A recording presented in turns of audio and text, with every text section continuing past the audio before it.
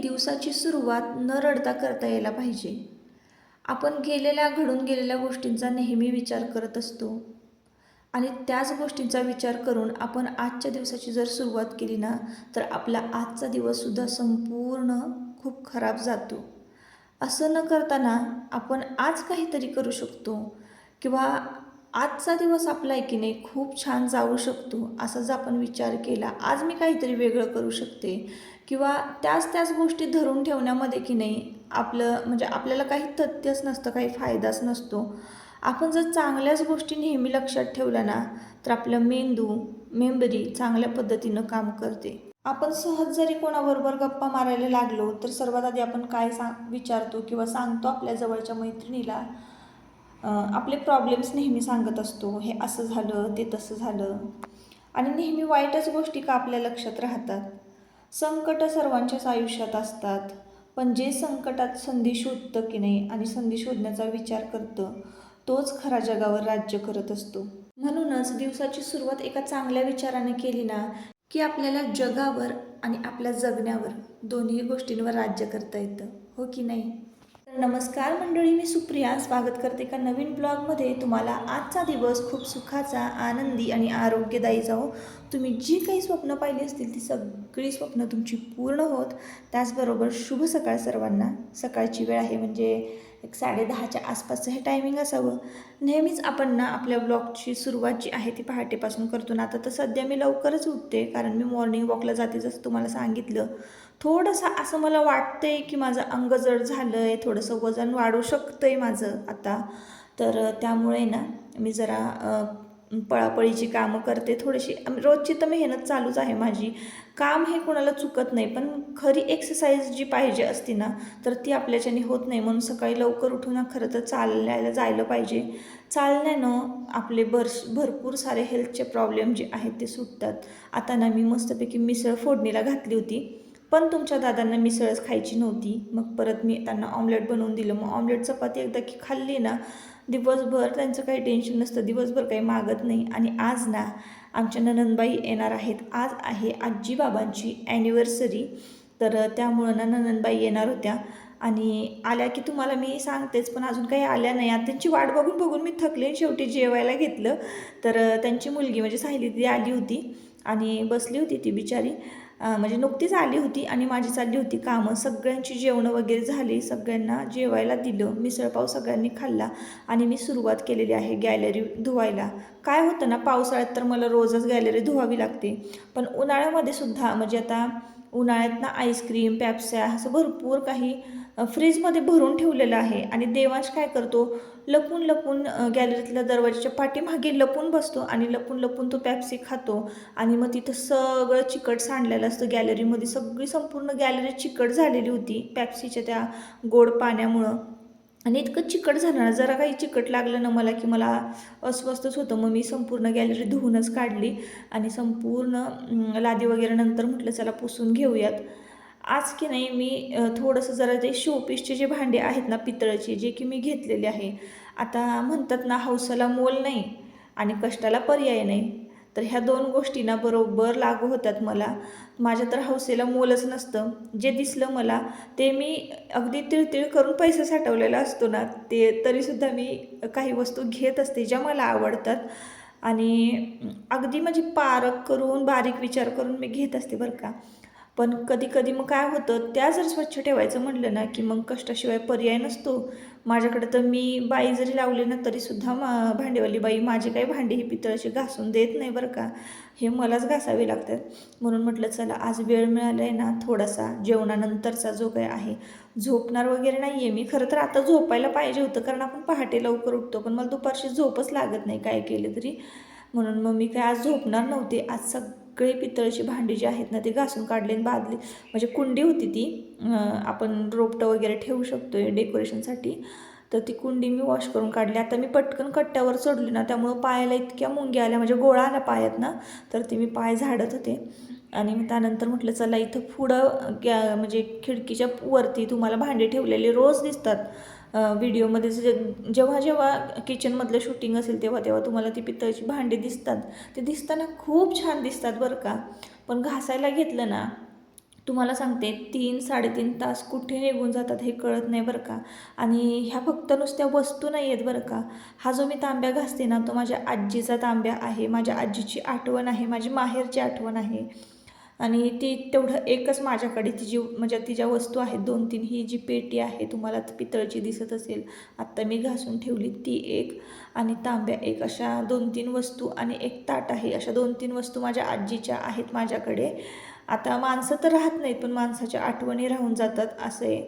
आणि आपण एकदा का माहेर सोडलं ना की मग परत म्हणजे आपल्याला ते फॅमिली संपूर्ण म्हणतो ना आपण जगता येत नाही. आता तर पप्पा नाही आहेत माझे, बाबा नाही आहेत, आजी नाही आहे, म्हणजे अशी माणसं जी आहेत ना माहेरची हळूहळू जी म्हणजे त्यांना आहे ना देवाज्ञा झालेली आहे, तर त्यांना काय आपण एकत्र करून त्यांच्याशी जगू शकत नाही, एकत्रितपणे राहू शकत नाहीत, पण त्यांच्या आठवणी राहिलेल्या असतात आपल्याकडे, तर त्या आम्ही जपून ठेवलेल्या आहेत. आणि त्यानंतर मग मम्मी वगैरे आहे वरच्यावर भेटतात बहीण वगैरे, तर असो. आता इकडं ना अजून एक माझ्याकडे अशी आठवण आहे, माझ्या आज्जा सासूची आठवण आहे. तर ही वाटी जी मी घासते ना तर ती ह्यांच्या आजीची आहे, म्हणजे ह्यांच्या आजीचा आशीर्वाद, माझ्या आजीचा आशीर्वाद, म्हणजे सगळ्यांच्या आशीर्वाद ना माझ्या संसारामध्ये आहे. आणि ते वरच्यावर मला दिसत राहावे ही भांडी, म्हणजे ही भांडी नुसती भांडी नाही, त्या भांड्यांमागं ना एक भावना आहे, एक प्रेम आहे. म्हणून मग हे सगळं कष्ट मला करायचं असतं सगळं.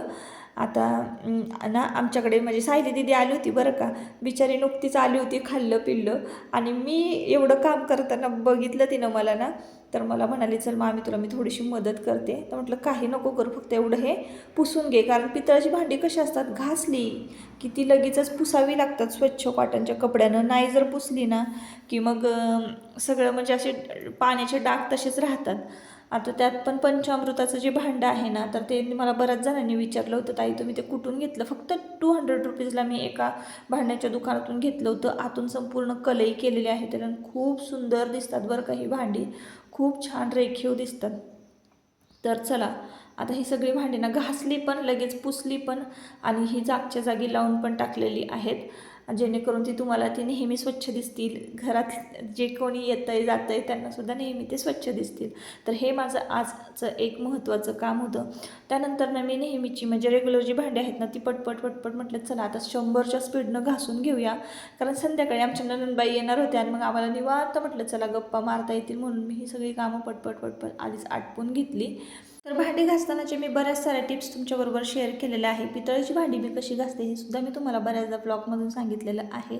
आणि काय फक्त वरच्या वर हात फिरवत राहिलं ना तर पितळेची भांडी स्वच्छ करायला सुद्धा जास्त मेहनत लागत नाही. हां तुम्ही खूप दिवसातनं करते, अगदी 3 महिन्यातनं 2 महिन्यातनं, तर तुम्हाला नक्कीच मेहनत लागणार आहे पितळेची भांडीसुद्धा साफ करण्यासाठी बरं का. आता हा गॅस की नाही मी वॉश केलेला आहे, संपूर्ण भांडी जी आहेत ती घासून भरून मी गॅलरी धुतलेली आहे ना, तर गॅलरी वाळली आतापर्यंत, म्हणजे भांडी घासेपर्यंत संपूर्ण छान सुकली ना, तर त्या गॅलरीमध्येच मी सगळी भांडी जी घासलेली आहेत ती पालती घालून दिलेली आहेत, म्हणजे वाऱ्याने ती पण सुकतात. पुसण्याचा प्रश्न येत नाही कारण धुतानाच मी खूप स्वच्छ धुते भांडी, त्याच्यामुळं पुसावी लागत नाहीत. आता गॅस सगळा हा स्वच्छ धुवून घेतला आहे. या गॅसवर ना मला पाणी टाकायचं नाही म्हणून सांगितलं होतं, म्हणजे धुवायचं नाही आहे कुठल्याच पद्धतीनं गॅस, हा कापडानं पुसून घ्यायचं असं सांगितलं. पण आहे ना आठवड्यातनं एकदा का होईना स्वच्छ घासून थोडासा धुतला ना तर बरं वाटतं. शक्यतो मी तर आता ना म्हणजे घासून घेते घासणीनं आणि कापडानं पुसून घेते गॅस, असाच गॅस ना मेंटेन ठेवते बरं का मी. तर ह्या गॅसला की नाही म्हणजे घेऊन 1 वर्ष झालेले आहेत. तर वर्षभरापूर्वी की नाही बऱ्याच ताईंनी मला कमेंट केली होती आणि विचारली होती या गॅसची किंमत, म्हणजे गॅस शेगडीची किंमत. तर मला वाटलं की 13,000 रुपयाला आम्हाला हा गॅस बसलेला आहे. आणि नाही का, म्हणजे मी हप्ते बघितले, पण तुमच्या दादांनी नंतर ना हप्ता भरला, एकच हप्ता भरला 3,500चा, की लगेचच गॅस शेगडी नील झालेली होती. तर ही गॅस शेगडी ना आम्हाला फक्त 7,000 रुपयाला बसलेली आहे. कारण आम्ही खरेदी करताना 4,000 रुपये भरलेले होते. मग नंतर 3 का 3.5 भरले असं भरलं होतं. आणि ही गॅसची शेगडी नील झाली होती. म्हणजे सांगायचं असं की फक्त 7,000 रुपयाला ही गॅसची शेगडी आम्हाला बसलेली आहे. तर असो, आता इकडे भांडी वगैरे घासून झालेली आहे, पितळची भांडीसुद्धा घासून झालेली आहेत. आणि किचन कट्टा संपूर्ण क्लीन करून घेतलेला होता. आणि आता की नाही मला व्यवस्थित माठ भरून घ्यायचा होता.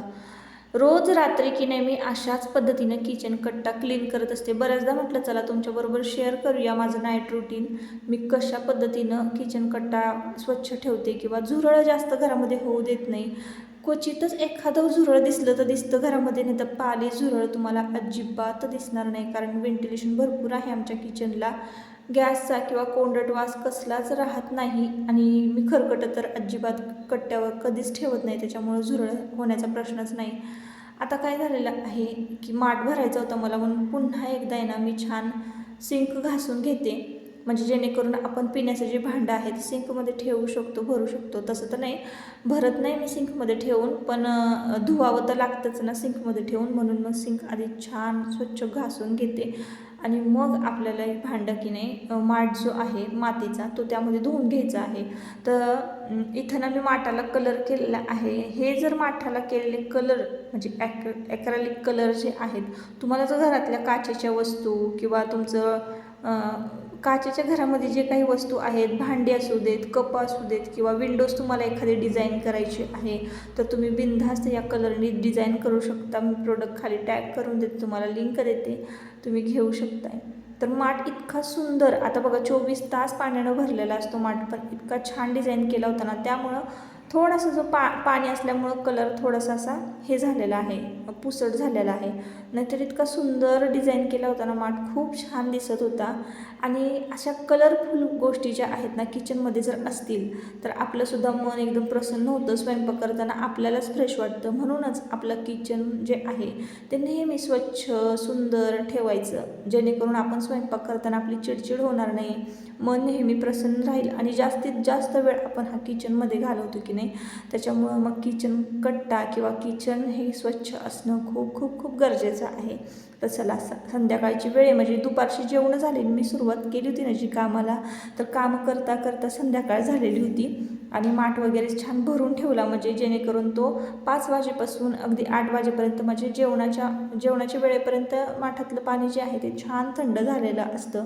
कारण इकडनं तिकडनं ह्या खिडकीतनं त्या खिडकीतनं वारं लागतं ना माठाला, आणि माठ ओला असेल तर लगेचच पाणी थंडगार होतं उन्हाळ्यामध्ये. आता ना संपूर्ण सगळी कामं झाली, चला म्हटलं आता मस्तपैकी लादी पुसून घेऊया. आता संपूर्ण घराची लादी पुसून झालेली आहे, फक्त किचनचीच लादी पुसायची राहिली होती. भांडी वगैरे घासल्यानंतर कसं भांड्याचं पाणी खाली उडतं, त्याच्यामुळं मी किचनची जी फरशी आहे ती पुसायची मागे ठेवली होती.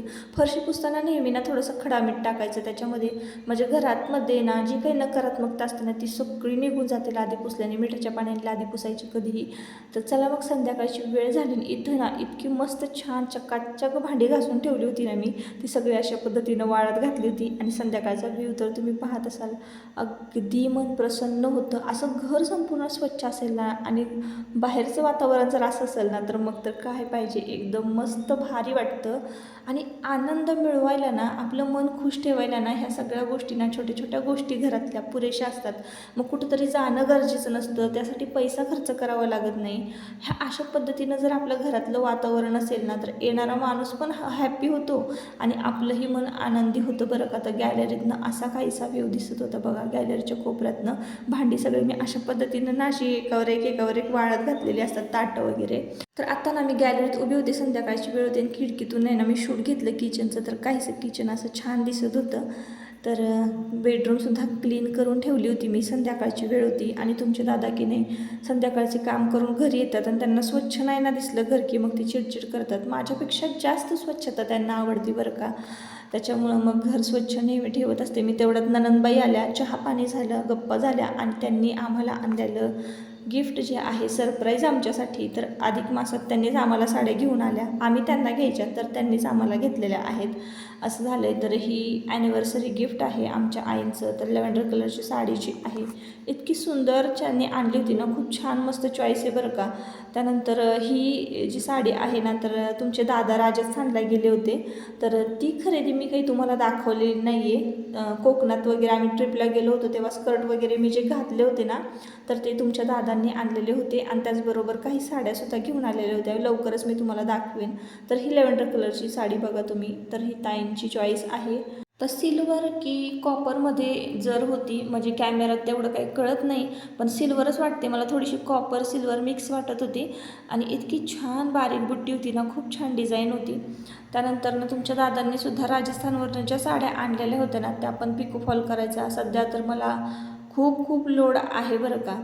तर त्याची बॉर्डर तुम्ही बघितलं ना, थोडीशी वेगळ्या पद्धतीची बॉर्डर आहे आणि बुट्टीसुद्धा खूप नाजूक नाजूक छान बारीक आहे. आता ही साडी पहा, राजस्थानहून तुमच्या दादांनी डेली वेअरसाठी आणलेली आहे. थोडीशी सिल्वर मध्ये त्याला वर्क आहे बरं का, पण एक नंबर आहे बरं का. दिसते छान, घातल्यानंतर खूप छान दिसेल. त्यानंतर कलांजलीचं जास्त ट्रेंड चालू आहे आता सध्या. तर ताईंनी मला ही अशी चिकू कलरची कलांजली आणलेली होती.